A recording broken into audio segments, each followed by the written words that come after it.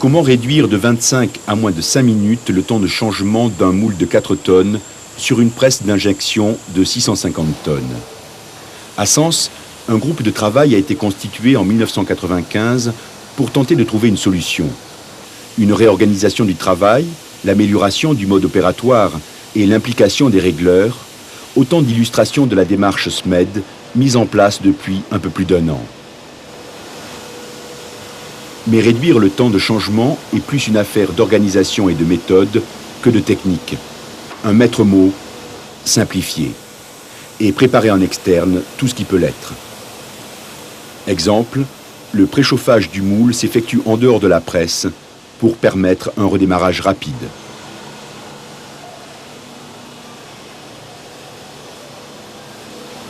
Aujourd'hui, on a tout à portée de main. À l'époque, ce n'était pas le cas.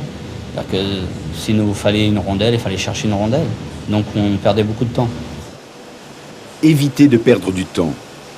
Ici, tous les outils nécessaires au changement du moule sont préparés à l'avance. Un des objectifs permanents des régleurs est d'effectuer plus de préparation au préalable pour moins de manipulation pendant le changement de moule. C'est pourquoi l'outillage est vérifié et prépositionné.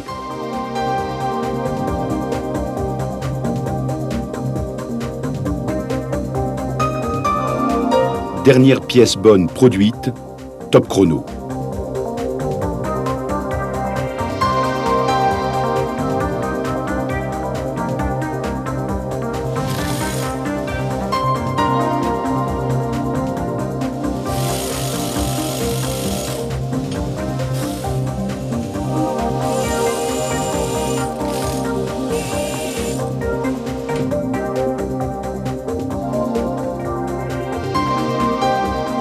La taille des lots fabriqués a diminué, alors que bien sûr leur nombre a augmenté en fabriquant chaque jour toutes les références consommées.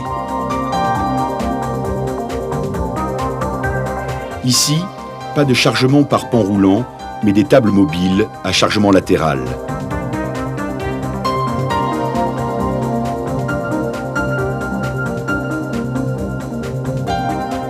Le temps moyen de changement du moule varie entre 4 minutes et demie et 8 minutes.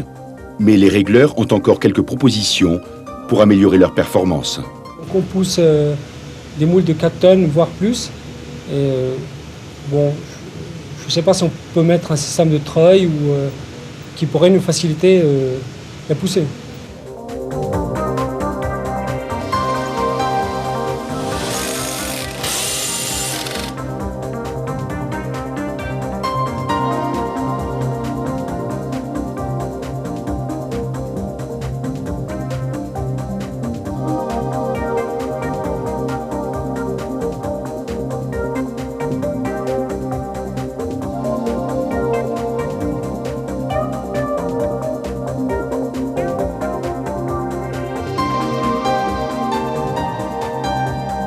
Première pièce bonne produite, le chrono peut s'arrêter.